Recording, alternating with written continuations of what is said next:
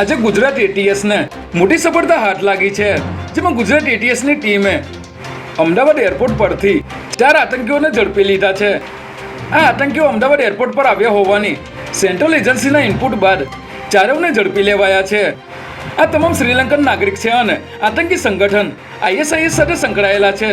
આરોપીઓ પાસેથી 3 પિસ્તોલ અને બીજેપી તથા RSSના સભ્યોને પાઠ ભણાવવાના તેમજ પાકિસ્તાનના અબુ બકરના કહેવાથી સુસાઇડ બોમ્બર બનવા તૈયાર હોવાના પુરાવા મળી આવ્યા છે। ત્યારે પોલીસે તમામના અમદાવાદ મેટ્રો કોર્ટમાંથી 14 દિવસના રિમાન્ડ મેળવી તમામની પૂછપરછ હાથ ધરી છે।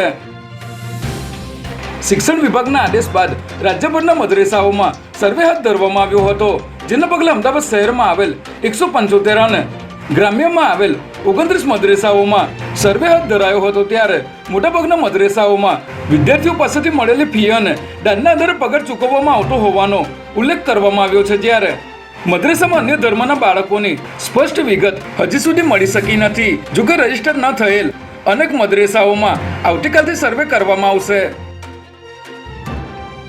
સ્ટેટ મોનિટરિંગ સેલની ટીમે ગાંધીનગરના શેરથા રોડ પર ફિલ્મી ડબે ફોર્ચ્યુનર કારનો પીછો કરી દારૂનો મોટો જથ્થો ઝડપી લીધો છે, જેમાં સ્ટેટ મોનિટરિંગ સેલની ટીમે આ દારૂ ભરેલી ગાડીનો ફિલ્મી ડબે પીછો કર્યો હતો। ત્યારે ગાડીનું ટાયર ફાટી જતા ડ્રાઈવર અંધારાનો લાભ લઈને નાસી જવામાં સફળ રહ્યો હતો। જ્યારે પોલીસે ક્લીનરની ધરપકડ કરી દારૂ અને બિયરની 1545 બોટલ કબજે કરી છે।